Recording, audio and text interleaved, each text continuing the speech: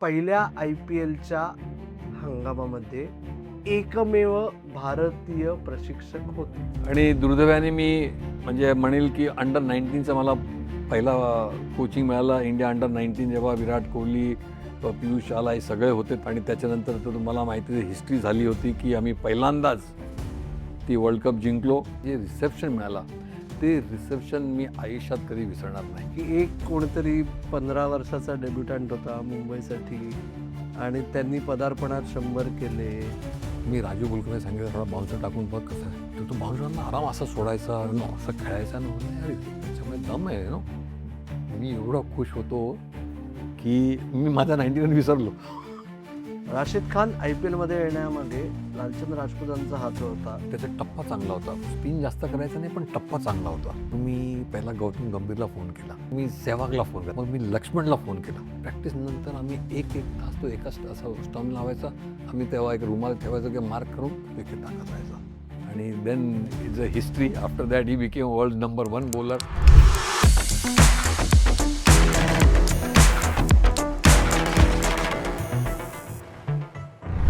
नमस्कार, मी अमोल कराडकर, द हिंदूचा क्रीडा पत्रकार आणि कट्ट्यावरच्या गप्पांच्या अजून एका विशेष भागात अजून एक विशेष पाहुणा, जो सध्याच्या विशेष हंगामात अत्यंत विशेष महत्त्व ज्याचा आहे, असा पाहुणा आहे. म्हणजे अंदाज तुम्ही जर बांधू शकला नसाल तर T20चा हंगाम चालू आहे, IPLचा हंगाम चालू आहे. पहिली हिंट देतो, पहिल्या IPLच्या हंगामामध्ये एकमेव भारतीय प्रशिक्षक होते. ते कोण? जर तुम्हाला समजलं नसेल तर दुसरी ऑब्व्हियस हिंट देतो.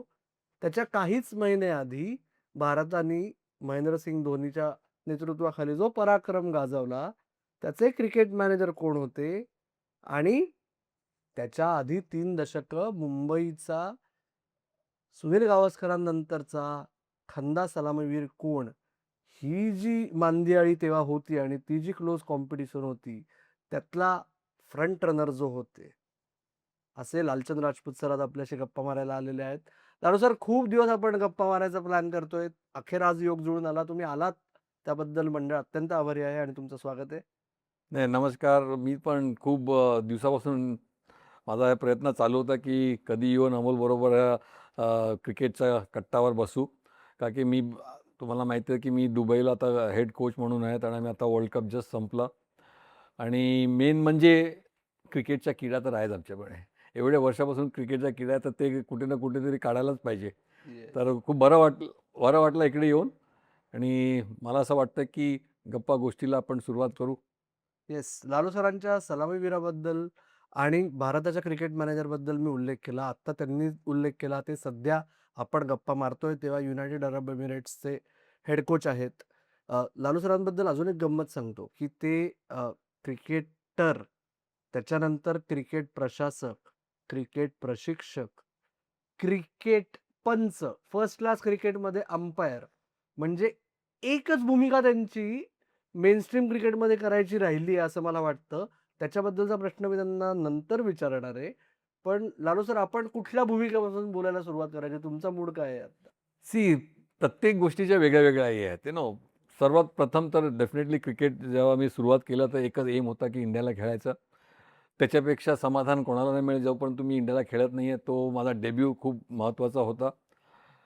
आणि त्याच्यानंतर जो मला यश मिळालं नाही क्रिकेटमध्ये, लोक सगळे तुम्ही तुम्ही पण बघितलं आहे, सगळे सांगत होते की नाही हा सुनील गावस्करनंतर द बेस्ट ओपनिंग पार्टनर, त्याची टेक्निक चांगली आहे. पण मला ज्या तरीकाने मॅचेस खेळायला पाहिजे ते मिळालं नाही.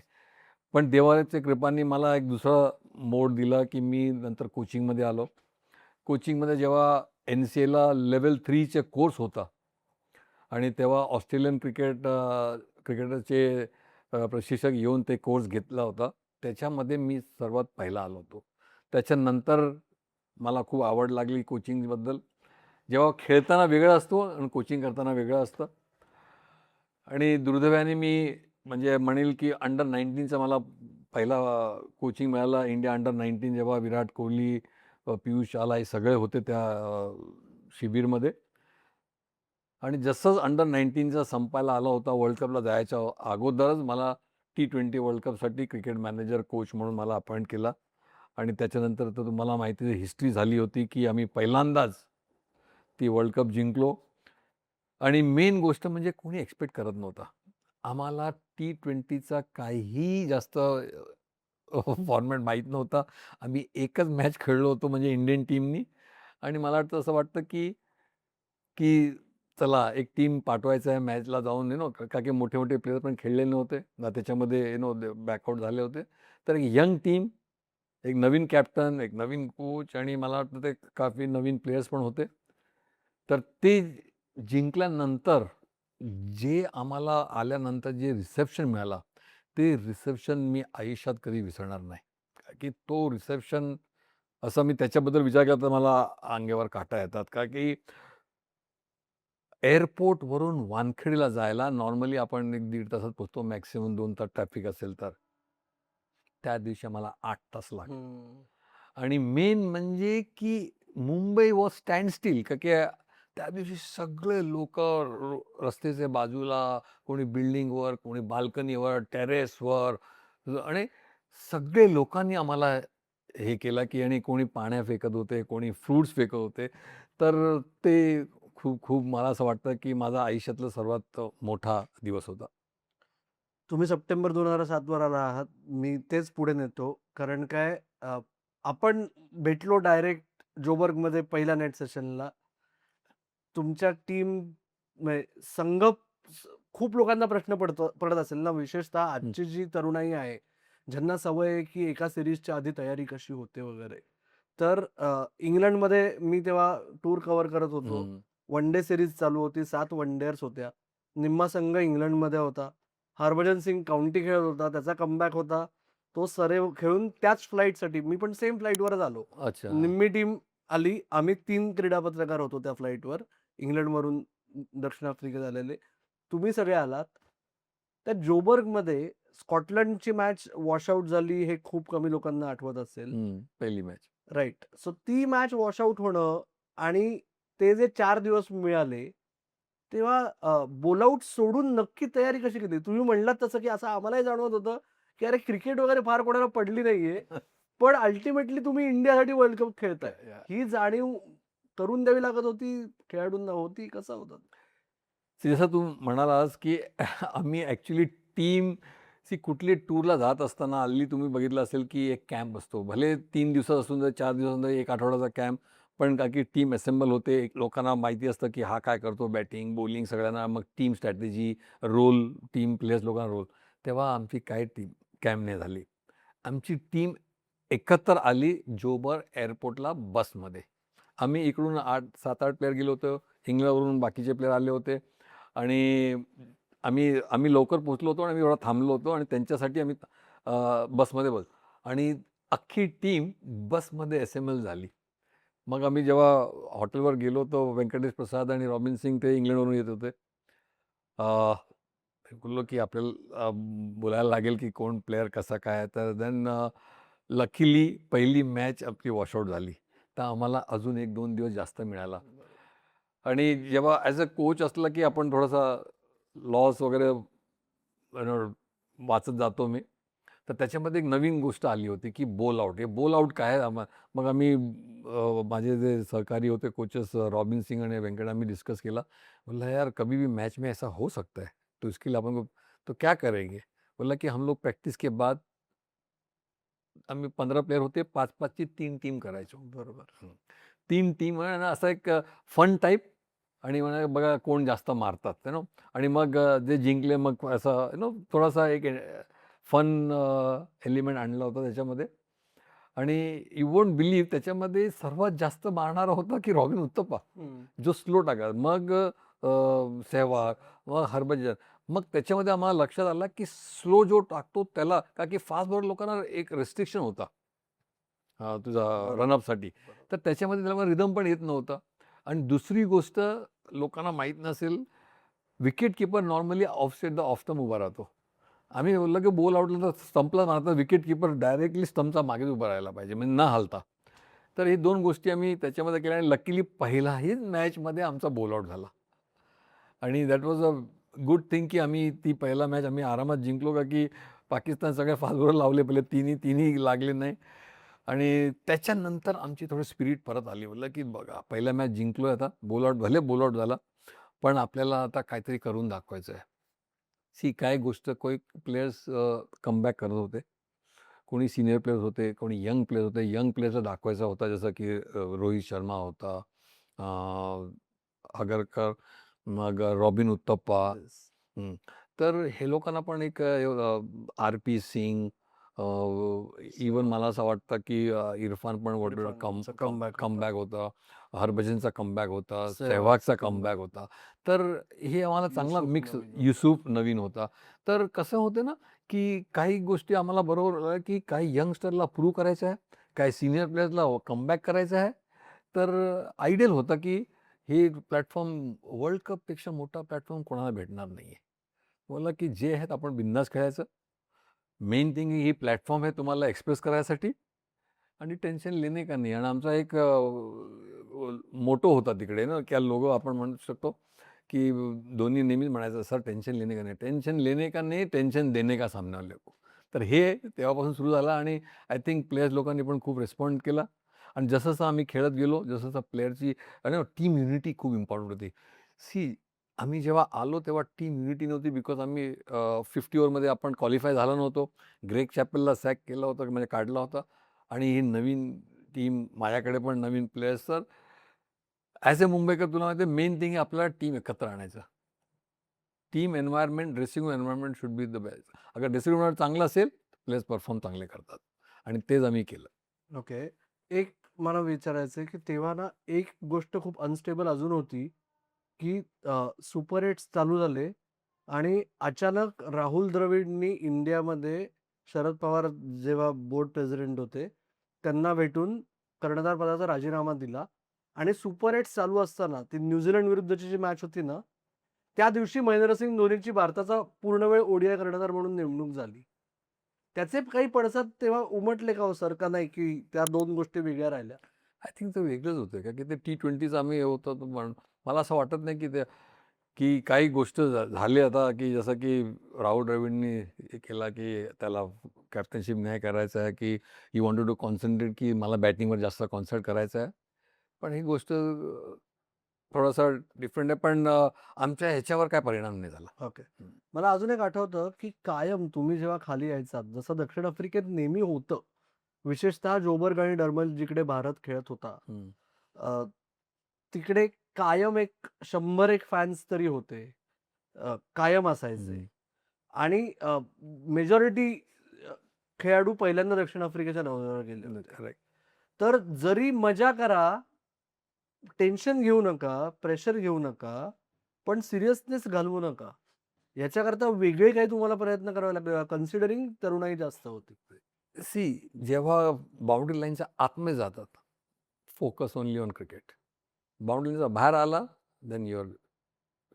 आणि हे गोष्ट मला वाटतं सगळ्यांना माहीत होतं, की आपल्याला काहीतरी प्रूव्ह करायचं आहे. जेव्हा आपल्याला प्रूव्ह करायचं आहे, आपला फोकस आपल्याला सोडायचं नाही. आपण कशासाठी आलो आहे ते फोकस करा, बाकी यू कॅन एन्जॉय. आणि मला वाटतं ते फ्रीनेस जे दिला, फ्रीडम दिला, त्याच्यामुळे आमचे प्लेयर्स पण जे परफॉर्मन्स पण चांगले झालेत एकदम. Very interesting. जास्त अजून मी काही बोलणार नाही, काही बघितलेल्या गोष्टी तिकडच्या. पण सर, दक्षिण आफ्रिकेबद्दल बोलताना अर्थात मला तुम्हाला एक म्हणजे ते रोहित शर्मा जो त्या सुपर 8च्या शेवटच्या सेकंड लास्ट फायनलमध्ये पण त्यांनी हो, 30. 16 बॉल 30 केले. हम्म. सेमीफायनलमध्ये त्याने 50 केली. Yeah. सुपर 8च्या शेवटचा सामना तो खेळला. पण त्याला बॅटिंग मिळाली नाही आय गेस. सुरुवातीला मॅचला का बॅटिंग यायची नाही त्याला. बरोबर. पण कसा तो एक ब्रिलियंट फिल्डर होता. आम्ही फिल्डर यंग लेग्स आपण म्हणतो ना, तो होता. रॉबिन उत्तप्पा होता. आणि सर्वात मोठा म्हणजे जोक आहे, दिनेश कार्तिक तेव्हा होता टीममध्ये, आणि तो ॲक्च्युली एक मॅच अगोदर खेळला होता तो T20चा. बाकी बरेचसे लोक कोणच नाही खेळले होते. तर त्याला एक मॅचचा तरी एक्सपिरियन्स होता. पण कदाचित त्यांनी एका मॅचमध्ये ब्रिलियंट फिल्डिंग कॅचेस पकडला गली-बिलीमध्ये ना, आय थिंक आउटस्टँडिंग कॅचेस पकडला. पण ज्या टीममध्ये ना असा यंगस्टर्स होते, की they wanted to prove something. रोहितला प्रूव्ह करायचा, रॉबिन उत्तपाला प्रूव्ह करायचा होता, समथिंग की आम्हाला परत टीममध्ये यायचं आहे. सर तो जो पॅशन असतो ना, त्यांनी परफॉर्मन्स तुमचा जास्त असतात. प्रत्येक लोकांना एक ॲम्बिशन असतो की आपल्याला इंडियाला खेळायचं आहे. मग इंडियाला आला की आपला बरोबर. पण जेव्हा तुम्ही इंडियाला खेळतात त्याच्यानंतर जो पॅशन असतो की मला काहीतरी चांगला करायचा वरती, दॅट इज व्हेरी इम्पॉर्टंट. आणि ते प्लेयर जास्त सक्सेसफुल होतात. युवराज सिंगच्या 6 सिक्सेसच्या वेळेस ड्रेसिंग रूममध्ये काय चालू होतं आणि नंतर काय काय झालं? जेव्हा तो बॅटिंगला गेला, त्याने तो खेळत होता आणि त्याचा काहीतरी आर्ग्युमेंट झाला फ्लिंटॉफ बरोबर. हो. जे काय झालं ग्राउंडवर तर आम्ही खाली बघतो, बोलला की येतं. जेव्हा त्यांनी पहिला सिक्स मारला, तो परत जाऊन असा खुन्नसनी हे करत होता. बोलला की हा एकदम असं म्हणतो अँग्री यंग मॅन आहे. सेकंड सिक्स मारला. जेव्हा त्यांनी थर्ड सिक्स मारला ना, मग आम्ही सगळं बोलला इसमें भी 6 मारना चाहिए, बिकॉज मी पहिला 6 सिक्स बघितलं तर रवी शास्त्रीचे जेव्हा बरोडा बरोबर. बोलला की यार हे अच्छा होना चाहिए. माझ्या बाजूला व्यंकटेश प्रसाद बसला होता. Now you should do this six. Yes yes sir he will. आणि आम्ही सगळं एकदम उत्सुक होता की की जो 6 सिक्सेसनी ना टीमचा एन्व्हायरमेंट चेंज केला actually. And we started believing की नाही आम्ही कुठल्याही टीमला मारू शकतो. आणि जेव्हा त्याने 6 मारलं, जेव्हा तो आतमध्ये आला, तर सेहवाग का कोणतरी एक म्हणाला की Flintoff chose the wrong person. की आपण म्हणतो ना कोणाला हे करायला. बरोबर. आणि युवराजला कोणी असा बोलला की तो अजूनही चांगला खेळतोय दाखवायला. And I think he proved it की माझ्याशी पंगा घेऊ नका. राइट. T20 वर्ल्ड कपच्या बाबतीत 2-3 प्रश्न अजून आहेत सर माझे. दुसरा एक ऑब्व्हियस प्रश्न आहे, की ती कशी बॉलर्स मीटिंगमध्ये कशी स्ट्रॅटेजी ठरली होती, की ऐन वेळेस जोगिंदर शर्मा हुकमी एक्का वापरायचा? हे एक इंटरेस्टिंग आहे. मी अगोदर पण सांगितलं याच्याबद्दल की जेव्हा आम्ही असं टीम मीटिंगमध्ये बसत होतो, धोनीला असं विचारला होता की ऑप्शन घ्यायचे आपल्याला बॉलिंगमध्ये कधी कोणाला मार पडली तर दुसरा ऑप्शन काय आहे डेथ ओव्हर्समध्ये. धोनीने मला सांगितलं की सर मैंने इसको देखा हूँ रणजी ट्रॉफी में और ये उधर काफ़ी डेथ ओव्हर्स ये डालते अच्छे हैं. इसके पास यॉर्कर अच्छा है. तेव्हा स्लोअर वन तर नाही, यॉर्कर्स चांगले टाकायचे ना. और दूसरी बात है ना, इसके फेस में कुछ समझता नहीं कि प्रेशर में है कि नहीं, और इसको कुछ फ़र्क भी नहीं पड़ता है सर. तो ऐसा बंदा है जो कि प्रेशर लेने वाला नहीं है, कोई भी सिच्युएशन हो उसमें. तर म्हणून त्यांनी सेकंड लास्ट मॅच एक एक मॅचला त्याला ट्राय केला लास्टवर. आणि तो बोलला की नाही सर मेरा दिमाग में है. मैं बोला ठीक आहे, if you have seen it believe it go had. आपलं काम काय की शेवटी captain is boss on the ground. आणि त्याला कॉन्फिडन्स असेल तर अजून. आणि म्हणून कोण नसेल तेव्हा शेवटी धोनी त्याच्याकडे जायचा. तर असं नव्हतं की लास्ट मिनिटला कोण आहे कोण नाही. It was already in his mind and you decided की अगर पाळी आली की डेथ ओव्हर्समध्ये शेवटच्या ओव्हरमध्ये हे टाकू शकतो. त्या वर्ल्ड कपमध्ये एक अत्यंत अनसंग हिरोजपैकी एक होता, अर्थात सलामीवीर गौतम गंभीर. आणि तुम्ही त्याच्या आधी आय गेस तुम्ही एका इंडिया ए टूरवर पण त्याच्याबरोबर तो काम केलं माझ्यावर होतं, होता या. राईट? गौतम गंभीर तेव्हा आय डोंट नो, म्हणजे बऱ्याच जाणकारांचं तेव्हा साधारण मत होतं की टेक्निकमध्ये काहीतरी गडबड आहे, पण जिगरला पर्याय नाही. गौतम गंभीर खेळाडू म्हणून तुमची असेसमेंट काय होती? जिगरा ते म्हणतो, खडूस म्हणतो ना, तो ॲक्च्युली मुंबईसारखा खडूस प्लेअर आहे तो. Best player of spin bowling. Spin बॉलिंगला जसं आपण म्हणतो स्टेप आउट होऊन मारणं, एक्स्ट्रा कव्हरवर स्वीप मारणं, आणि मेन म्हणजे बॉलरला अनसेटल करणं. प्लस मीडियम पेसरला पण तो technique at that level technique is doesn't matter, but your mind matters. की तुमचं हे किती मेंटली तुम्ही टफ आहे अँड स्ट्रॉंग आहे. He could take any blows. आणि मी तर म्हणते त्या टुर्नामेंटमध्ये सर्वात हायेस्ट रन स्कोरर तो होता वर्ल्ड कपमध्ये. पण त्याला कोणी असं जास्त हे केलं नाही, because you overshadowed by Yuvraj 6 sixes, धोनीची कॅप्टनशिप, आपण वर्ल्ड कप जिंकल्यानंतर. ते अजून एक स्टेप पुढे जातो. 2011चा वर्ल्ड कपमध्ये पण सर्वात चांगली बॅटिंग त्यांनी केली, पण लोक त्याच्या हे नाही. आणि मला असं वाटतं की he is a player who played for passion, who played for the country and played to win.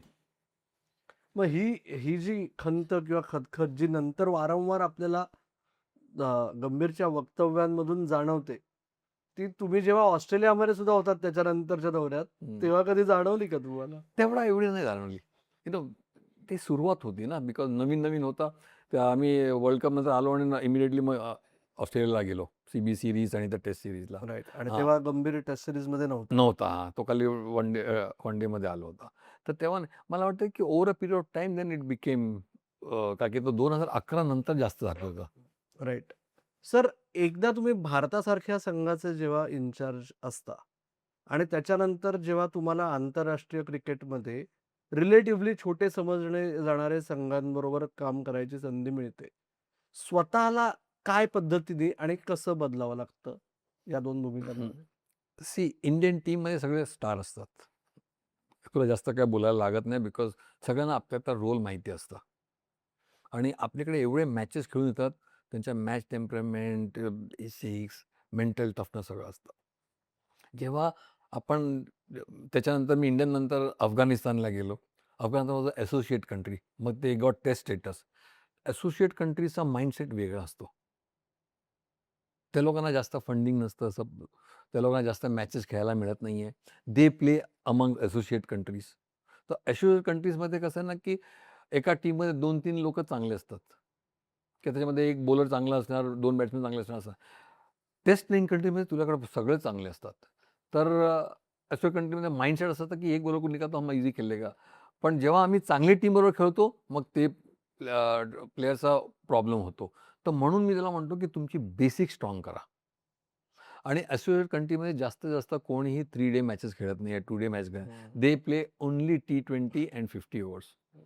आणि T20मध्ये एक्सप्रेस मारधाड करायचा आहे आणि 50 ओव्हरमध्ये तर त्यांचा जो बेसिक आपण म्हणतो ना, ते स्ट्राँग नसतं. म्हणून they get I think caught in between, की जेव्हा ते चांगली टीमबरोबर खेळतात. तर म्हणून त्या लोकांना आपली जी मुंबईची कल्चर आहे, थोडासा बेसिक शिकवणं, थोडा खडूसपणा बिकॉज त्यांच्यामध्ये कसं आहे, की T20मध्ये 120 बॉल खेळायचा आहे. तर त्याला मारला का 40-50 झाले, की वरती मारून आउट होतात. पण आपल्याकडे मुंबई असं नाही. मी 40-50 केले म्हणजे 100 करायला पाहिजे. तर ती प्रथा त्याच्यामध्ये आणायला पाहिजे. ते खडूसपणा त्याच्यामध्ये आणायला पाहिजे and value your wicket as a batsman, की डोंट थ्रो युअर विकेट. मग आपण म्हणतो ना, की इझिली विकेट देऊ नका. कशाला? का की बॉलर तुम्हाला थोडी विकेट द्यायला इझिली देतात, है ना? बरोबर. तर तुम्ही तुमची विकेटची व्हॅल्यू करा. Let the bowler earn your wicket, है ना? तुम्ही देऊ नका. आज मारून देणार इट्स नॉट तर म्हणून ते त्यांच्याशी बोलून वन टू वन बोलायला लागतं, त्याला दाखवायला लागतं, समजवायला लागतं आणि मग त्या लोकांना त्याच्या मनात एक येस यार आपल्याला जरा मोठे रन्स करायला पाहिजे. अफगाणिस्तानचा उल्लेख झाला. नंतर अर्थात झिम्बाब्वे आणि पण माझ्या मते तुमच्या प्रशिक्षणाच्या कारकिर्दीबद्दल आपण वेगळं एक एपिसोड करू. पण मला आत्ता तुम्हाला विचारायचं आहे, खूप कमी लोकांना माहिती आहे, राशिद खान IPLमध्ये येण्यामागे लालचंद राजपुतांचा हात होता. तो कसा होता ते तुम्हीच सांगा? मी जेव्हा अफगाणिस्तानला घेतला, तो अंडर 19 जस्ट खेळून आला होता. तर आम्ही झिम्बाब्वेला जात होतो. तर मी बोललो, की आम्हाला लेग स्पिनर पाहिजे. किंवा मला माहिती होतं झिम्बाब्वे हे लोक काय स्पिनर जास्त चांगला खेळत नाही आहे. तर मला तो कॅप्टन बोला, की "सर अंडर 19 में अच्छा लेग स्पिनर है, जो तेज डालता है." मला बुलाओ नेट में. तर मग आम्ही नेटमध्ये बघितलं आणि त्याचा टप्पा चांगला होता. स्पिन जास्त करायचा नाही, पण टप्पा चांगला होता. बोलला, की "चालेल, याला आपण घेऊन जाऊयात." तो बोलला, "सर फर्स्ट क्लास क्रिकेट अभी." मैं बोला, की "नहीं, वो मेरा काम है." दे तर झिम्बाब्वेला गेलो. झिम्बाब्वेमध्ये हरवला आणि ह्यांनी चांगली प्रत्येक मॅच 3-4 विकेट घ्यायचा. तर जेव्हा आम्ही परत आलो, मग आम्ही आयर्लंडबरोबर खेळत होतो नॉयडाला. हं. त्यांनी एका मॅचला 5 विकेट काढले. आम्हाला बोलला, की ह्याच्यामध्ये काहीतरी दम आहे की आपण तर मला बोलला, की "सर मेरे को IPL में मैं बोला बात करता हूँ." तर मग यू वोंट बिलीव्ह त्यांनी फॉर्म त्याला मला भरायला पण माहीत भरून मी फॉर्म भरून माझ्या मुलाला दिला, की बोलला BCCच्या ऑफिसमध्ये जाऊन देऊन ये. हं. त्याचं आणि नबीचं नाव. बोलला दोघांचं देऊन ये. मग मी पहिला गौतम गंभीरला फोन केला. तो KKRला होता. बोला गौतम देख मैं नहीं बोलता हूँ को ले, बट आप देखो उसको कि मुझे लगता है तुम कैम्प में बुला के देखो. तर झालू भाई मेरे पास आणि तेव्हा कसं तो होता 4च आउट फॉरेनर खेळवायचा. त्यांच्याकडे नारायण होता. तर बोला मेरे पास ऑलरेडी स्पिनर है तो बोला ठीक आहे. तर मग मी सेहवागला फोन केला. सेहवाग पंजाबचा कॅप्टन होता. हं. तर सहवाग बोला मेरे पास अक्षर पटेल है, ये मेरे पास भी 2-3 स्पिनर है, तो उसमें मग मी लक्ष्मणला फोन केला. मग लक्ष्मणला बोललो की देख लक्ष्मण आप उसको खाली नेट में बुला के देखो.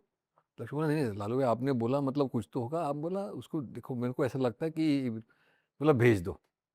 मग त्याला सनरायझर्सनी त्याला बोलवलं आणि then it's a history. After that he became world number 1 bowler and की लोकांना माहितीच नव्हतं ना की अफगाणिस्तानमध्ये असा कोण बॉलर आहे म्हणून. हं. आणि त्याच्यानंतर त्यांनी बोलवला त्यांनी आणि त्या वर्षी तो खेळला आणि I think he became world number 1 bowler till now. And main म्हणजे मेहनती होता. मी अजून एक सांगतो त्याचा. आम्ही जेव्हा नोएडाला प्रॅक्टिस करायचो ना, हं. तेव्हा एकदा मला विचारलं, "सर मेरा ना बॉल टर्न नहीं होता, मेरे को लेग स्पिन के लिए क्या करने का है?" त्याला बोलवलं. मी बोलला की "देख, तेरे पास नेचुरल है, तेरा गूगली अच्छा है, तेरा पास टॉप स्पिन अच्छा है. आपने अनिल कुंबले को देखा बॉलिंग डालते हो?" बोला Anil Kumble one of the world 600 wicket लिया है. उसका भी क्या था? तेज टप्पा और बोला लेग स्पिन बाद में आएगा, लेकिन तुम अभी टप्पा के ही करना. क्योंकि लेग स्पिनर लोग थोड़ा-सा मार दे बॉल लूज बॉल तो देतात जास्त करून. तर एक तू कर सकता है की सर क्या? बोलला की आप प्रॅक्टिस आम्ही प्रॅक्टिस संपली ना, प्रॅक्टिस नंतर आम्ही 1-1 तास तो एकाच तासावर स्टंप लावायचा. आम्ही तेव्हा एक रुमाल ठेवायचा किंवा मार्क करून विकेट टाकत राहायचा. 1-1 तास टाकायचा आणि तो मास्टरी केला तो. हं. आणि त्याच्यामुळे बघा ना त्याला मारायला खूप डिफिकल्ट होता बिकॉज त्याचा एकतर फास्ट ॲक्शन होता आणि मेन म्हणजे टप्पा चांगला होता. तो तुम्ही मिस केला की तो हिट करणार. हं. तो आयदर तुम्हाला बोल्ड करणार या एल-बी-डब्ल्यू. बरोबर. आता त्याचं ऑपरेशन झाल्यामुळे थोडासा शोल्डरमुळे त्याला but still he was one of the best bowlers. किती एक 10 वर्ष तरी त्याने ना. हां, हां. तर 2017-18 वरून परत आपण 2008 मध्ये जाऊ. आपण T20 वर्ल्ड कपबद्दल बोललो. त्याच्यानंतर 6 महिन्यात IPL आली. सुरुवातीला उल्लेख केला तसा तुम्ही एकमेव ते T20 वर्ल्ड कप जेवढा विस्कळीत होतं, की नक्की T20 काय? त्याच्यापेक्षा किती पट जास्त पहिली IPL विस्कळीत होती हो. म्हणजे मला आठवतंय, की पहिल्या वर्षी एकदा आपण नेट सेशनला कधीतरी पहिल्या आठवड्याभरात बोलत होतो हां. आणि तुम्ही म्हटलात, "अरे एवढी लोकं कशी असू शकतात ड्रेसिंग रूममध्ये?" अहो ही पहिली रिएक्शन होती तुमची. ती काय होतं पहिला सी IPLचा अनुभव? पहिला लोकांना माहीत नव्हतं आणि आपण कसं म्हणजे फ्रँचायझीला सांगितलं होतं, की तुम्ही प्लेयर जास्त घेऊ शकता फ्रँचायझीवर. तर आमच्याकडे 22 ते 25 प्लेयर होते. हां. हां. ती आणि त्याच्यामध्ये 4 8 प्लेयर तुम्ही आउट स्टेशनचा घेऊ शकता. 10 होते 10 पहिल्या होते वर्षी आणि हां, 30 ती मॅक्सिमम. हां. तर 10 player out station foreign players plus आपले लोकल प्लेयर्स. तर एवढा आपल्याला बघवत ना 30 प्लेयर एकदम ड्रेसिंग रूममध्ये ॲक्चुअली ड्रेसिंग रूम छोटी पडायची. हं. हां. म्हणजे तर पण हळू-हळू मला वाटतं ते पण कमी होत झालं. पण that was also an experience. एक एक्सपिरियन्स होता, की कोचला 30 प्लेयर कसे हँडल करायला लागतात आणि दे आर ऑल इंटरनॅशनल प्लेयर्स. जसं आमच्या टीममध्ये पोलॉक होता, मोठे जयसूर्य. Jayasuriya, big players. पण तिकडे तुम्हाला काय कोचिंग करायला लागत नाही. Just man management man. तो मॅन मॅनेजमेंटचा ॲस्पेक्ट किती महत्त्वाचा ठरला पहिल्या वर्षी तुमच्यासाठी? कारण काय तिसऱ्या मॅचमध्ये झालं कांड मोहालीमध्ये. हो. तेव्हाही मी होतोच तिथे. हो. या. हरभजन आणि श्रीशांतचं कांड या. झालं. त्याच्यात नक्की काय झालं ते आम्ही स्पोर्ट्स कट्ट्यावर एक एपिसोड केलाय. तुम्ही जाऊन बघा. हं. त्याची लिंक इथे डिस्प्ले करू आपण. पण त्याच्यानंतर मॅन मॅनेजमेंट ॲस्पेक्ट किती महत्त्वाचा आणि कसं काय तुम्ही ते सांभाळलं? रादर कारण सीझनचं म्हणजे सुरुवात होती. या. 11 मॅचेस उरल्या होत्या. करेक्ट. सी हे इम्पॉर्टंट नसतो. सी कसं असतं कधी-कधी प्लेयर लोक थोडासा मानसिक त्रास होतो because see they are all competitive players कोणी कोणाला हारायचं नसतं. आणि कसे असतं की असा हरभजन पंजाबचा होता, पण पंजाबमध्ये नाही घेतला, मुंबईने घेतला. तर पंजाबच्या ग्राउंडवर, त्यांच्या होम ग्राउंडवर आणि हरला तर थोडा फील होतोच आहे कोणाला. जसा मुंबईच्या ग्राउंडवर मी हरलो तर आपल्याला फील होणारच. तर थोडा फील होता आणि हिट ऑफ द मोमेंट तो झाला. पण आय थिंक त्याच्यानंतर आम्ही बसलो तर समजवलं की बघा असं नसतं क्रिकेटमध्ये. Yes you play tough on the ground. पण अशी गोष्टी करू नका जे की त्याच्याशी तुम्हालाच धक्का मोठा धक्का बसेल आणि आय थिंक त्याला 2 मॅच बॅन पण केलं. अख्खा सीझन अच्छा त्याच्यानंतर आणि अख्खा सीझन त्याच्यानंतर शॉन पोलक शॉन या कर्णधार करेक्ट झाला. या. हं. सो त्या सीझनची तुमच्यासाठी सर्वात भारी एक आठवण आम्हाला सांगा ना. It can absolutely be anything. मैदानातली असेल, मॅच चालू असतानाची असेल, नंतरची असेल? मोठी गोष्ट म्हणजे आम्ही पहिले 4 मॅच हरलो. हं. आता क्वालिफाय पण व्हायचा होता. मग आम्ही कंटिन्युअसली 3 जिंकला. जिंकले. लास्ट 3 मॅच होते. आम्हाला 1 मॅच जिंकायचं होतं. आणि आम्ही एवढा क्लोज होऊन ते एक मॅच पण जिंकलो आणि आम्ही क्वालिफाय नाही झालो. आणि त्याच्यामध्ये एक वेळा तर आम्हाला लास्ट ओव्हरमध्ये काय 2-3 रनच हां, पाहिजे, 4-5 रन पाहिजे होते आणि आम्ही ते करू शकलो नाही. बरोबर. तर तो मला खूप फील झाला तेव्हा. का की एवढे मोठे प्लेयर असूनही आपण क्वालिफाय नाही होतो त्यात तो थोडासा लागला. बिकॉज मुंबईकरांना आपण ऑलवेज जिंकायची सवय असते. हार आपण कधी पण बर्दाश्त करू शकत नाही. तर मला असं वाटलं की that was the worst thing की अगर आम्ही क्वालिफाय झालो असतो कदाचित आम्ही फायनलला पण आलो असतो आणि आमची टीम खूपच चांगली होती. आणि एक मॅचमध्ये जयसूर्याने जे मारला ते that was DY. Patil D-Y पण पाटील. श्रेयस बॉल ओह! 114 वगैरे. आउटस्टँडिंग मी तर म्हणेन. लक्ष्मणच्या टीमला. हां, सनराईजला. हां, म्हणजे तेव्हाचे स डेक्कन चार्जर्स होते. डेक्कन चार्जर्स हां. आणि हेच प्लेयर मोठे प्लेयर असतात की ते लोक स्वतःच्या याच्यावर एखाद मॅच ते जिंकून देऊ शकत नसतात. हं, आणि आम्ही कंटिन्यू 3-4 मॅच जिंकत गेलो तेव्हा. राइट. सर, मुंबई आणि मुंबई इंडियन्सची फिलॉसॉफी डेव्हलप होत असताना पहिला समान दुवा तेव्हा आम्हाला असा वाटला, की जे मुंबई क्रिकेटमध्ये होतं ना, की जर तुम्ही अंतिम सामन्यात पोहोचला नाहीत रणजी ट्रॉफीच्या, तर कर्णधार बदलतो किंवा प्रशिक्षक बदलतो किंवा दोघंही बदलतात. बरोबर. मुंबई इंडियन्सच्या पहिल्या वर्षानंतर तुम्हाला असं वाटलं का, की तुम्हाला बळीचा बकरा बनवलं गेलं का ते अपेक्षित होतं? पहिला वर्ष होतं आणि मग ते लोक त्यांची मोठी फ्रँचायझी होती. त्याला असं वाटलं की आपण क्वालिफाय नाही झालो तर एक मोठी गोष्ट आहे. पण असं मला अपेक्षा होता की आपण जिंकलो नाही, आपण क्वालिफाय नाही झालो तर मग बळी तर पडणारच आहे कोणावर आणि स्केपवर तो कोच असतो सर्वात पहिला. राइट. अजून आपल्याला 3 दशकं रिवाइंड करायचंय. पण त्याच्या आधी आपण 2008 सालामध्ये आहोत आत्ता. 2008 सप्टेंबर महिन्यात मगाशी जो मी उल्लेख केला, की तुम्ही सगळ्या भूमिका निभावल्या. एक फक्त राहिली, की निवड समिती सदस्य सिलेक्टरची. आणि जी हातात आलेली संधी तुम्ही सांगितलं, मी नाही करणार. म्हणजे पहिली पेड सिलेक्शन क कमिटी लालचंद्र राजपूतांना फोन जातो, की तुम्ही ज्युनियर चेअरमन सिलेक्शन कमिटीचे चेअरमन व्हा.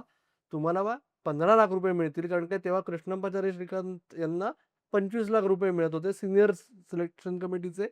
हे पहिलीच पेड सिलेक्शन कमिटी होती 2008 सालची.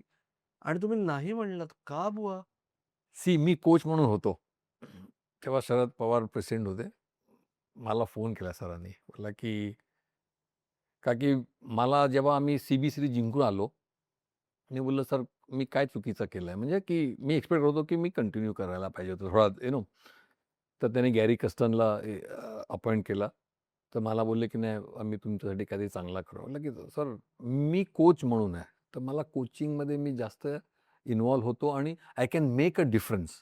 तर तो बोलला की "नाही, आपण सिलेक्टर आहे. सिलेक्टरला आता आपण पेड करतोय, तर तुम्ही चेअरमन व्हा अंडर 19 ज्युनियर सिलेक्शन कमिटी." आणि यावर्षी पैसे पण चालू केले. तर मी पहिला हे होतो माणूस की शरद पवारांना नाही बोललो. मी बोललो की मी एक्सप्लेन केलं. "सर, सिलेक्टर्स म्हणजे मी प्लेयर सिलेक्ट करणार आणि देऊन जाणार. माझा कॉन्ट्रिब्युशन काय राहणार? मी कोच आहे. माझा कॉन्ट्रिब्युशन ॲज अ कोच म्हणून I can make a difference." म्हणजे मी प्लेयरला डिफरन्स करू शकतो, की त्यांची बॅटिंगमध्ये या परफॉर्मन्समध्ये एक डायरेक्ट कॉन्ट्रिब्यूट करू शकतो, की त्याला हे करू. पण सिलेक्टर म्हणजे काय आपण मॅच बघणार त्याच्या म्हणून आपण त्याला हे करून देणार मग देन गोज टू कोच आणि त्याच्या. तर मला तो सिलेक्टरचा जॉब असा फ्रुटफुल वाटला नाही. तर मला खूप लोकांनी म्हणाले, की "नाही, नाही, तू नाही म्हणू नको." मी म्हटलं, की "नाही बघ, मी एक पाथ चूज केलाय तर मला असं वाटतं, की त्या पाथमध्ये राहायला पाहिजे." सगळ्या ठिकाणी आय फेल्ट की सिलेक्टर्स होणं आय डोंट नो अगर मी सिलेक्टर झालो असतो तर मी सिलेक्टर म्हणूनच कंटिन्यू केलं असतं. मग मला कोचिंग नाही मिळालं असतं. पण मला असं वाटतं, की मी कोचिंगमध्ये खूप चांगलं केलं का की त्याच्यानंतर मी अफगाणिस्तान, झिम्बाब्वे, आता UAE आणि मी जिकडे-जिकडे गेलोय तिकडे-तिकडे नक्कीच मी त्या टीमला चांगला करून आलोय. सो जर तुमच्यातले काही जण सिनिकली असं म्हणत असाल, की क्रिकेटर बघा पैसे दिसले की लगेच जातात फिल्म स्टार सारखे. त्याला अपवाद जे काही क्रिकेटर्स आहेत ना, त्यातले एक आज आपल्याबरोबर बसलेले आहेत. सर, अपवाद बरेच आहेत तुमच्या कारकिर्दीच्या बाबतीत. तर आता आपण रिवाइंड करून 70s मध्ये जाऊ. तुमच्या सुरुवातीच्या दिवसांबद्दल तुम्ही फार स्वतःहून बोलत नाही. आज सांगाल का आम्हाला थोडंसं, की तुम्ही सुरुवातीला पण उल्लेख करताना तुम्ही इंडियासाठी खेळणं हे स्वप्न प्राप्त झालं इथपासून करता दरवेळेस गप्पा हं. मारायला बसल्यावर. पण तिथे पोहोचण्यासाठी काय-काय हां. करावं लागलं? सर्वप्रथम मी बॉर्न ब्रॉट अप अनुश्रुती नगरमध्ये होतो, बी-आर-सी कॉलनीत. माझे वडील बी-आर-सीला कामाला होते. आमच्या शाळेमध्ये क्रिकेट नाही. बाकी तिकडे सगळं स्टुडियस अभ्यास करणं. तर आमच्या स्कूलमध्ये जेव्हा पी-टीची हे असतं ना, तर एक सोप्पा होता, की एक बॉल द्यायचा फुटबॉल आणि जाऊन ते 1 तासच खेळून ते पिरियड. तर क्रिकेट खेळायचं काय नाही. पण मला खूप पॅशनेट होता, की क्रिकेट तर मी टेनिस बॉलनी खेळायचो. तर टेनिस बॉलनी आमच्या कॉलनीमध्ये आम्ही टेनिस बॉलनी खेळायचो, तर खूप बरं वाटायचं, की बॅटिंग करायला ना आणि मी बॉलिंग पण टाकायचो असं ना टेनिस बॉलमध्ये. तर आमचे कॉलनीमध्ये मॅचेस असायचे. तर ते मॅचेसमध्ये खूप हे झाला, की यार तुम्ही चांगला खेळता तुम्ही हे ना. तर आम्हाला कोणतरी सांगितलं, की मी तेव्हा 8वी 9वीत होतो, हं, की एम-सी-एचं फ्री नेट असतं. हं, आणि ते आर-सी-एफला असतं हं. आणि तिकडे आचरेकर सर येतात. आम्हाला आचरेकर सर माहीत नव्हतं कोण होतं आहे ना. बोलले तिकडे फ्री आहे तुम्ही जा. तर आमच्याकडे ते शूज पण नव्हते. आम्ही ते शाळेमध्ये पी-टीचे शूज असतात व्हाईट कलरचे असे आहे ना माहिती आहे कापडाचे आहेत आणि ते पॉलिश बरोबर, मारायचा हां. बरोबर. तर आम्ही असं करून गेलो आणि आम्ही कधी सीझन बॉल खेळलो नव्हतो. आम्ही चालत मी, मृदुल चतुर्वेदी, स्वपन मित्र आम्ही 3-4 लोकं आम्ही असंच चालत बोलला की एकटा जायचं नाही आपण सगळ्यांना जे ते आपण जाएंगे ट्राय करेगा. तर आम्ही चालत गेलो तिकडे. तर आम्हाला सगळ्यांना तिकडे उभं केलं. सरांनी बोललं, "अच्छा कोण-कोण हरीश तेव्हा हरीश गायलशी आम्हाला माहीत पण नव्हतं काय होता. हरीश इकडे, गायल इकडे. अच्छा कोणी-कोणी काय खेळलाय का? कुठे? हां, तर आम्हाला विचार काही नाही. तुम्ही काय खेळला? म्हणलं, "सर आम्ही या शाळेमध्ये आहे. तर तुम्ही क्रिकेट काय स्कूल क्रिकेट?" "सर नाही खेळलं." "तर तुम्ही बाजूला उभं राहा." म्हणून आम्ही असं बाजूला उभं राहिलो. तर मग आम्ही जाऊन परत बोललो, की "सर आम्ही आलो सिलेक्शनसाठी, तर आम्हाला पण चान्स द्या." "काय करता?" मला ओपनिंग बॅट्समन मी बॅटिंग करतो. तो बोलला, "तो लेग स्पिनर आहे." तो बोलला, लेफ्ट हँडर बॅट्समन." स्वपन मित्रा बोलला, "मी बॅट्समन आहे." "ठीक आहे." म्हणे. अच्छा प्रॉब्लेम झाला असा, की आम्ही कधी पॅड बांधला नव्हता. तर सरांनी बोलले, "अच्छा इसको पैड कराओ." तर पॅड आता बांधायचं कसं? कुठल्या साईडला काय ते आतमध्ये आम्हाला माहितीच नव्हतं. तर आम्ही तो बॅटिंग करून आलो ना, बोलला, "थोडा पॅड बांध दो ना इसका." तर त्याने आम्हाला पॅड बांधून आहे ना, तो जेव्हा पॅड बांधला तर असं चालायचे वांदे झाले. हं. तर असं-असं म्हणलं आता कसं करायचं? बॅटिंगला तो ग्लोव्हज घालून असं म्हणजे तो रोबोटसारखा वाटायला लागला आम्हाला. हं. कधी-कधी खेळलाच नव्हता. आम्ही टेनिस बॉल बरोबर, खेळायचो. बरोबर. मला आता दाखवायचं तर काहीतरी करायचं. बोला स्वप्न आहे बोला जाके बिंदास खेलने का जैसे आपण टेनिस बॉल खेलतो वैसा मारने का. हां. तर जाऊन आम्ही आला ते मारायला लागलो बॅट आणि त्या दिवशी म्हणतात ना जसं लक चांगलं, की बरोबर बॉल पडत आणि लागत होते मारायला. हं. तर लागल्यानंतर आम्हाला सरांनी बाहेर बोलवलं. बोलला, की "ठीक आहे तुम्ही खेळ." सर नाही आम्ही टेनिस बॉलने खेळतो. आम्ही स्पष्ट सांगितलंय ना, की फर्स्ट टाईम आम्ही आलोय. "अरे तुम्ही एक काम आम्हाला सिलेक्ट करा तुम्ही रेग्युलर या" म्हणे. हं. म्हटलं ठीक आहे आता आम्ही रेग्युलर यायला लागलो तर सरांकडे त्याला आवडायला लागला. मग तो बोलला, की "तुम्ही शारदाश्रमला ॲडमिशन घ्या, तुमच्याकडे चांगले टॅलेंट आहे." बोलला, की "सर आमच्या तर दिल्ली बोर्ड आहे, तर तुम्हाला बाबांकडे घरी येऊन बोलायला लागेल." सरांनी माझ्यासाठी घरी येऊन माझ्या बाबांशी बोलले. बाबा बोलले, की "नाही तो 9वीत आहे, 10वी नंतर तुम्ही पाहिजे तर घेऊन टाका, आता तर नाही होणार." का की दिल्ली बोर्ड आहे, मधला बोर्ड आणि शाळेमध्ये मराठी मीडियम होतं. हं. हां, तर बोलला, की "नाही." तर सरांनी मग बोलला, की "तुम्ही एक काम करा, आमच्या ससाण्यांचे क्लब आहे, तुम्ही सॅटर्डे संडे येऊन मॅचेस खेळा." हं. तर मग मी सॅटर्डे संडेला मला मॅचेस खेळायला जायचा. तर तसं माझा क्रिकेट सुरू झाला म्हणजे सीझन बॉलवर. मग आम्ही क्लबला खेळलो. मग 10वी नंतर सर बोलले, की आता माझे इंग्लिश मीडियम होतं. 11वी पहिला ज्युनियर कॉलेज होता. हं. तर सर बोलले, की "एक काम कर, रुईया कॉलेजला चांगली हे आहे, तर तुम्ही कॉलेजला ॲडमिशन द्या." तर बोललं, की "सर मला तर कोण ओळखणार नाही तुम्ही." बोलला, "नाही, नाही मी." मग सरांनी मला वासू परांजपेकडे घेऊन गेले. अच्छा वासू परांजपेकडे घेऊन गेले. तर सरांनी विचारलं, की "ठीक आहे स्पोर्ट्स पण कॉलेजमध्ये तुम्हाला हॅरी शील्ड, गाय शील्ड खेळलं असेल तर स्पोर्ट्समॅन म्हणून ॲडमिशन देतात." बरोबर. हां, ते ते आम्हाला माहीत नव्हतं. आम्ही तर काय कधी खेळलोच नव्हतो. तर बोलले, की "ॲडमिशन नाही मिळू शकणार." म्हटलं, की यार सर पण मी नाराज झालो. म्हणलं, की "सर असा" मग मी मग झाला, की आता खेळायला मला हे होतं, की चला रुईया कॉलेजला तरी खेळायला मिळालं ना. तर मी बोललो, की "सर एक काम करूया, माझे पर्सेंटेज चांगले आहेत, मी नॉर्मली ॲडमिशन घेतो ना, त्याच्यात काय असतं." आणि मला 11th म्हणजे सायन्समध्ये ॲडमिशन घेतलं माझ्याकडनं. मला काय 84% काहीतरी होते. तर मी सायन्समध्ये घेतलं. अच्छा, मग सिलेक्शनला तर रुईया कॉलेजचं सिलेक्शन होतं, तर सेम स्टोरी. हॅरिसशील्ड, गायशील्ड जे खेळले त्याला ना असा. तर मला सिलेक्टच नाही केलं. मी रडायला लागलो. मी सरांकडे गेलो, "सर, शिवाजी पार्कला कामात बघ." सर मला नाही घेतलं. मला "अरे, असं कसं नाही?" "चल," म्हणे. स्कूटरवर बसवला याच्याकडे, वासुप्राण्याकडे. तो बोलले, की "अरे, सगळे खेळणारे सी त्या लोकांना स्पोर्ट्सचा ॲडमिशन आहेत ना, तर त्याला तर घ्यायला लागेल," म्हणे. तर त्याला घेतलं आणि मला नाही घेतलं. तर बोलला, की सरांनी तर रिक्वेस्ट केला, बोलला, की "मी सांगतो माझ्या क्लबला तो चांगला आहे. भले त्यांनी शाळेमध्ये नाही खेळला, पण तो चांगला आहे." तर वासुदेव बोलला, "ठीक आहे," म्हणे, "त्याला नेटला येऊन दे." अच्छा, नेटला येऊन म्हणजे 15 झाले होते. तर आम्ही 16-17 तर आम्ही काही जण आठवडाभर नुसतं उभं राहायचो. बॉलिंग टाकायला द्यायचं, काय फील्डिंग करायला. तर मी तरी पण कॉलेज होतो, मी जायचो दररोज. लकीली काय झालं, मॅचच्या अगोदर एका प्लेयरचा आमचा धनंजय केतकर कोणतरी त्याचा पाय मुरगळला. ओके. हं. पाय मुरगळला आणि तेव्हा कॅप्टन होता विनय एडेकर. ओके. हं. आमची टीम विनय एडेकर, सुभाष क्षीरसागर, चंद्रकांत पंडित, राजू कुलकर्णी, मग हा धनंजय केतकर, मदन रागवे म्हणजे चांगले म्हणजे ते सगळं शाळेतून खेळून आले होते. हरीशील्ड, गायशील्ड. तर मला चान्स मिळाला. म्हणजे तो बोलला, की "तो नाही आहे." तर सर बोलले, की "उद्या तुला टीममध्ये आहेस, तू खेळ." मी पहिल्या मॅचला 100 केले. त्याच्यानंतर माझा क्रिकेट सुरू झाला. लव्हली. आणि त्याच्यानंतर अजून एक ट्रिव्हियासाठी लालू सरांबद्दलचा प्रश्न आहे, की अजिंक्य राणे अ, आणि लालचंद्र राजपूत यांच्यात एक कॉमन फीचर काय आहे, की त्या दोघांनीही फर्स्ट क्लास डेब्यू हा मुंबईसाठी नाही केला. रणजी ट्रॉफीच्या आधी ते टूर मॅच खेळले. अजिंक्य राणे खेळला पाकिस्तानवर जाऊन. लालचंद्र राजपूत यांचा फर्स्ट क्लास डेब्यू आहे नेहरू स्टेडियम पुण्याला इंडिया अंडर 22 साठी इंग्लंडमध्ये. इंग्लंडबरोबर यस करेक्ट.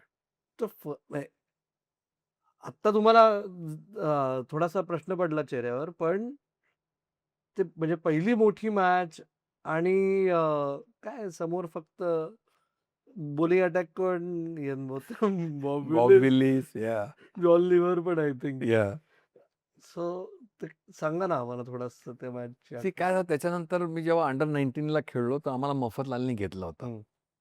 तर मफतलालमध्ये आम्ही चांगला करायचो. अशोक कडवजवर मला माहिती आहे तो कॅप्टन आणि कोच पण होता.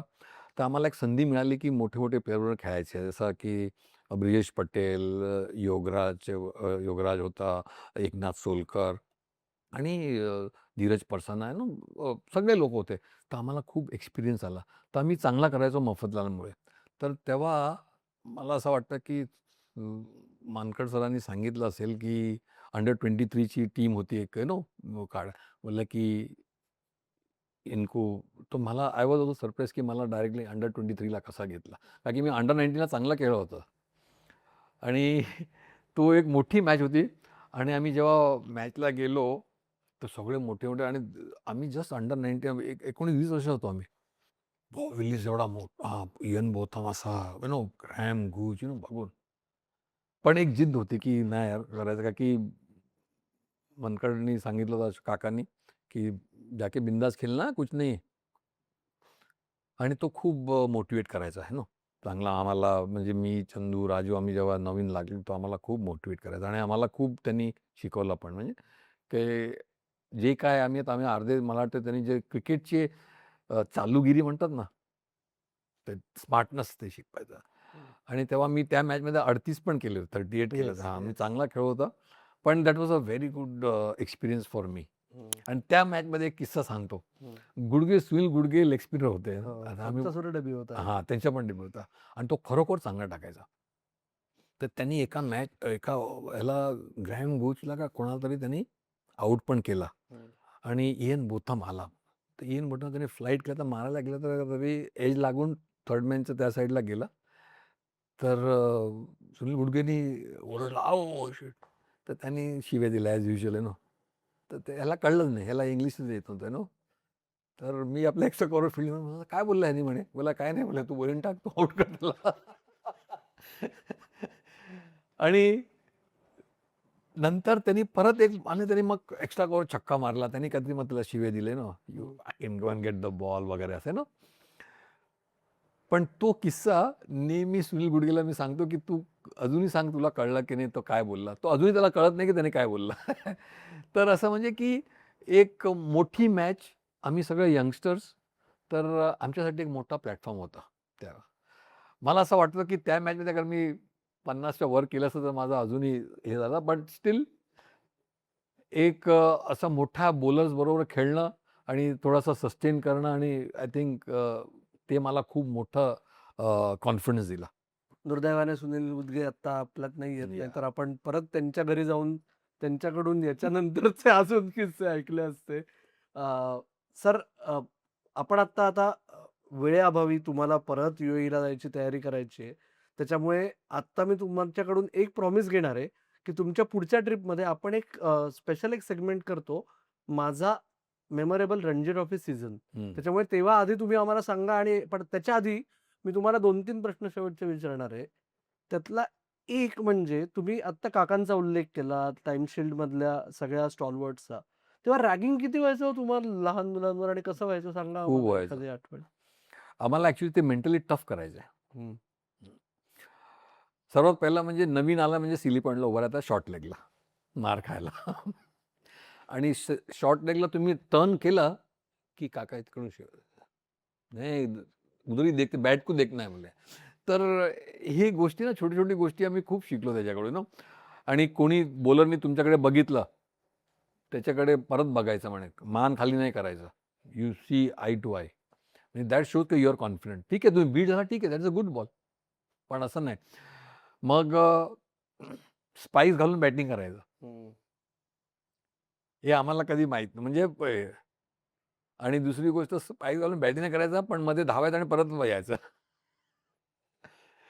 तर त्याच्यामुळे नंतर हे खूप अंपायरचं हे आलं. तर पूर्वी तर एवढं नव्हतं. पण सी विदिन द लॉ, म्हणजे काय करायचं विदिन द लॉ तुम्ही हे गोष्टी करा. ते खूप शिकायला मिळालं त्याच्यापुढे. हं. You know. आणि संध्याकाळी झाली, 7:30. तर सगळे एका रूममध्ये यायचे. भले तुम्ही पीत हो न, पण क्रिकेटची डिस्कशन. आणि त्याच्यामुळे खूप हे व्हायचं, बिकॉज आजच्या मॅचमध्ये काय झाला, कोण, आणि nobody would fight, but healthy discussion. आज तू असं केलं, असं केलं असतं तर अजून चांगलं असतं, तू हे नाही केलं आहे no. So that was a good discussion, की आम्हाला असं वाटलं की नाही यार, हे हल्लीच्या याच्यामध्ये कोण करत नाही आहे. पूर्वी आम्ही मुंबई टीममध्ये पण पहिले कसं ट्रेननी जायचो. तर ट्रेननी प्रवास करायचो, तिकडे जाऊन बसायचो, मग टीम डिस्कशन असं संध्याकाळी एकत्र आहे ना. सो ते म्हणणं टीम बॉन्डिंग हेच होतं. तर एक गोष्टी आम्ही खूप शिकलो त्याच्याकडून. सो मगाशी तुम्ही उल्लेख केलात, आणि आता हे टीम बॉन्डिंग आणि एक टीम युनिटी, की युवराजचे 6 सिक्सेस तुम्ही ड्रेसिंग रूम म्हणून बघितले, आणि रवी शास्त्रींचे 6 सिक्सेस सुद्धा तुम्ही ड्रेसिंग रूम मध्ये बघितले होते. त्या 85 जानेवारी सालच्या वानखेडेच्या दिवसाची आठवण सांगा ना आम्हाला. काय झालं नंतर, किंवा रादर लगेच? काय झालं तेव्हा, रवी बॅटिंग करत होता आणि त्याच्याबरोबर गुलाम पारकर होता हां. Non striker. तर तिलकराजनी बॉलिंगला आला, त्याला वाटलं की आउट काढील रवीला, की स्पिनर होता थोडासा टन. तर रवीचा चांगला रीच पण होता, त्यांनी मारला पहिला शॉट, तर त्यांनी कॅच इट बोलला. हं. तर रवी बोलला की स्टेडियम का बाहर फील्डर लगेगा, नाही अभी 2 बॉल में निकालता हूँ. परत त्यांनी परत लांब मारला. तसा कॅच इट म्हणून 6 सिक्सेस मारले. आणि मग त्याला सांगितलं, अभी एक नेक्स्ट टाइम आएगा बॉलिंग, तो तुम्हारा फील्डर सब स्टँड में रखना. म्हणजे रवी तुला माहिती आहे कसं, no he was very vocal. आणि खरोखरच त्या सिक्स बघून असं वाटलं की वर्ल्ड रेकॉर्ड गॅरीसोबत नंतर कोणच केलं नव्हतं. आणि it was a record for आमच्या लोकांसाठी पण बघा, नो, प्रत्यक्ष तिकडे बघणं. आणि जे शॉट्स मारले त्यांनी ना, म्हणजे असं नाही की एज लागून गेलं ना, क्लीन शॉट्स जिकडे पाहिजे तिकडे त्यांनी मारलं. लवली. सर, 2 शेवटचे प्रश्न आता मी तुम्हाला विचारणार आहे. मला माहिती आहे नाही, आपलं. सो एक म्हणजे अजून एक, तुमच्या ऐतिहासिक मोमेंट्सचे जे तुम्ही साक्षीदार आहात.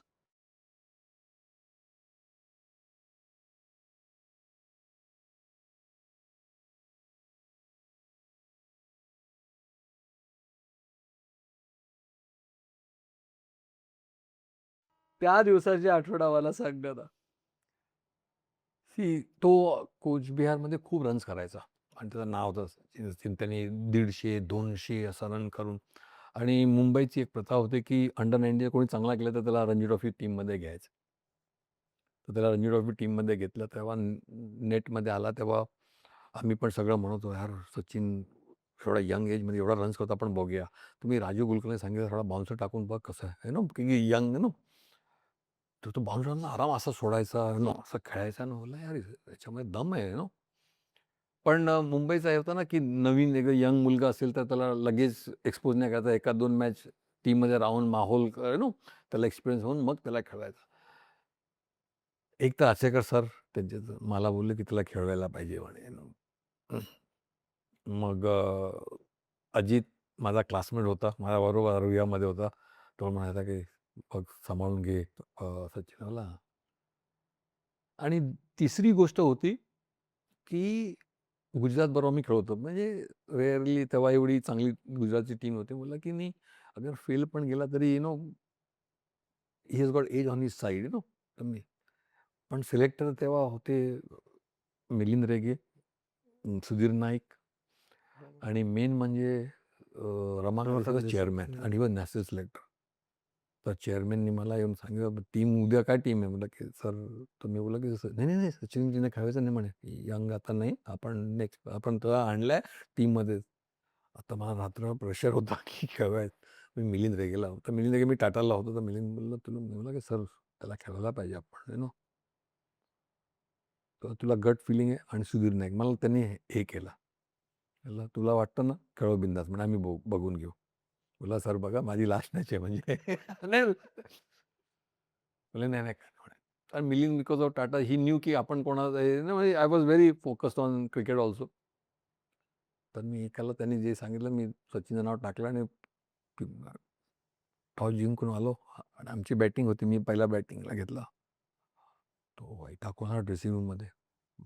ॲज युजल तुम्हाला ते कसे बोलायला लागले ते का तुम्ही आमच्यापेक्षा मोठे आलेत का म्हणे, आमचं ऐकत नाही काय म्हणे, कोणी सांगितलं म्हणे. सर आता बॅटिंग नंतर बोलू नये आपण. मी पॅड घालवतो आहे बघतो म्हणे कसं क्रिकेट खेळतो पुढे. मनात बोललं गेलं आपलं लास्ट मॅच ही.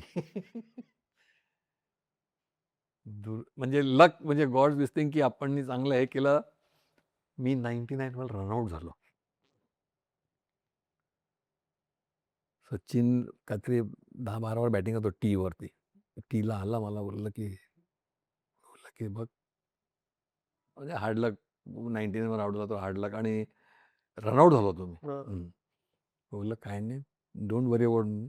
तू 100 केलं तर आय विल बी हॅपी. की मला माहित होतं का अगर हा 100 केला लोक सगळं टोपी फिरवणार. आणि सर मी तेव्हा कॉन्फिडन्स होता त्याच्यामध्ये. आणि लकली तो 100 केला यार. मी एवढा खुश होतो की मी माझा 99 विसरलो. आणि because a star is born आणि लोक प्रेसवाले तुम्हाला हे केलं. मग रावगाडे बोललं गुड डिसिजन म्हणे. नाहीतर ती माझी लास्टच मॅच होती. तर इट वॉज गुड. तर असे काही गोष्ट घडतात ना की जे मला वाटतं देवानीच आपल्याला वाचवतो असं असतं की बिकॉज आपण सिन्सिअरली काम केलं आपण कोणाच्या ह्याच्यामध्ये because he was good enough. तर मी बोललो की तुला सर 3 गोष्ट आहे की see he is young age on is set feel गेला तरी तो परत येऊ शकणार असं काय हे नाही आहे ना. आणि झाला तर sky is a limit for him. आणि त्याच्यानंतर तो कधीही मागे वळून बघितला नाही. माझ्या कॅप्टनशिपमध्ये पहिल्यांदा Ranji trophy debut 100, Irani trophy debut 100 went to Pakistan. Right. Sachin Tendulkar rest is history हा किस्सा झालाय. तुम्ही आता या शेवटच्या 3 मिनिटांमध्ये 3 वेळा माझी लास्ट मॅच हा उल्लेख केला. मला 2 लास्ट मॅचेस बद्दल विचारायचं आहे तुम्हाला. पहिली लास्ट मॅच म्हणजे भारतासाठी जी तुम्ही शेवटची कसोटी खेळलात. ओके. ती कसोटी म्हणजे आता आजच्या पिढीला आपल्याला अशी सवय आहे ऐकायची, की आदल्या दिवशी टीम मीटिंग होते नेट्स नंतर. उशिरात उशीर संध्याकाळी होते. जर कॅप्टन कोचपैकी कोणाला परत जाऊन पिच बघायचं असेल किंवा काही करून घ्यायचं असेल वगैरे.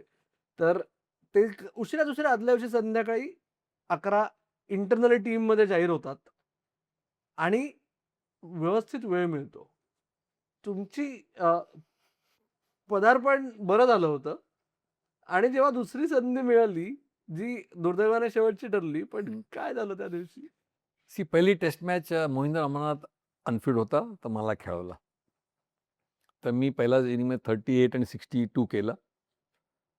तर मला असं वाटलं, की मी 62 केलं म्हणजे की अजून मला चान्स मिळेल आणि एम-एल जयसिम्हा आमचे मॅनेजर होते तेव्हा.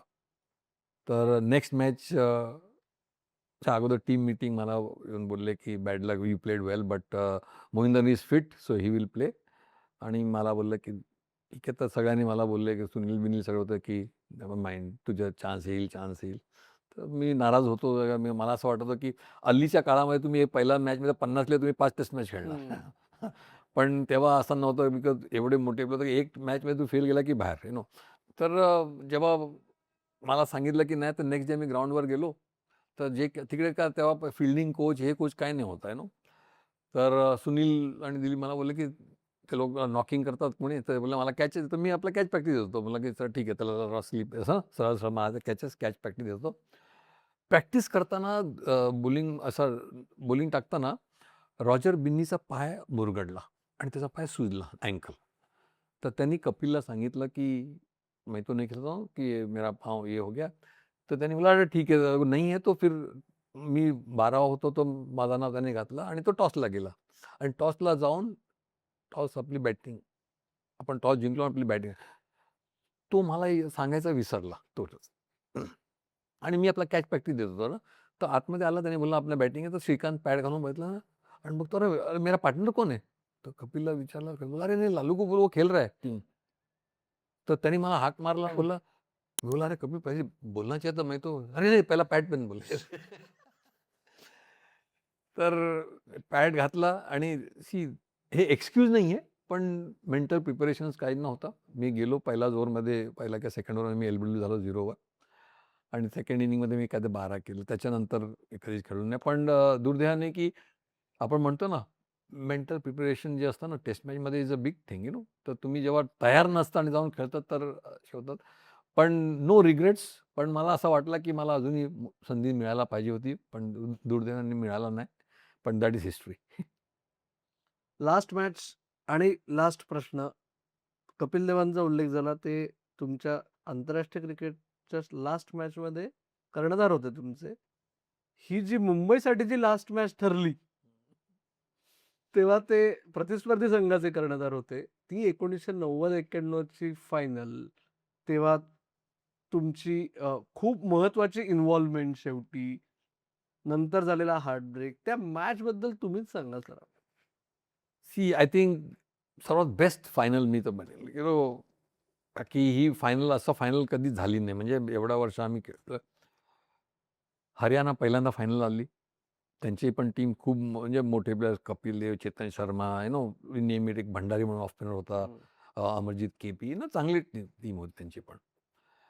पण ॲज युजुअल मुंबईची आपण खूप स्ट्रॉंग स्टडेड साईड. पहिल्या इनिंगमध्ये कपिलने ॲज युजुअल आउट काढले आपल्याला, पण सेकंड इनिंगमध्ये आम्हाला चेस करता करता 348. 348 आणि त्याच्यामध्ये लवकर आउट झाले आमचे 2-3. पण सचिन आणि जी बॅटिंग केली येऊन मध्ये आणि विनोद कांबळीनी आणि दिलीप वेंगसरकर आणि दिलीप वेंगसरकर खेळताना मध्येच मग तो इंज्युअर झाला. तर जेव्हा तो इंज्युअर झाला, त्याला रनर म्हणून मग मी गेलो रनर म्हणून. चेस करताना एका एंडनी तो बॅटिंग करता 60-70 वर तेव्हा होता काहीतरी. मग एका ओव्हरमध्ये भंडारीचा स्पिनर, तर मला बोलला, की याला आता मी चान्स घेतो म्हणे. बोलला खेळला मग. त्यांनी 4 छक्के मारले त्याला. तर त्याच्यामध्ये आम्ही जवळ आलो. जवळ आलो. एका साईडला हा होताच. मग आपली बॅटिंग पण चांगली होती, म्हणजे थोडीशी नंतर जेव्हा विनोद आउट झाला, सचिन आउट झाल्यानंतर चंदू आला. चंदू पण स्वीप बीप मारता, चंदूला बोललो, "तू उभा राहा खाली याच्यावर." चंदू परत स्वीप मारायला गेला, आउट झाला. राजू आला. हं. राजू पण थोडासा पार्टनरशिप करून आउट झाला आणि शेवटी असं झालं, की लास्ट ओव्हरमध्ये आम्हाला 4 रन काहीतरी पाहिजे होतं, 4 रन. दिलीप वेंगसरकर याच्यावर बॅटिंग करत होता खूप चांगल्या. Second last over, Chetan Sharma टाकत होता. डेब्युटंट अबी कुर्विला आला. तर अभिला बोललो, "देख 2 बॉल बचा है. तू खाली खेल के निकाल. नेक्स्ट ओव्हर में दिलीप कर देगा एकाला, है ना? दिलीप बॅटिंग बाहेर." हां.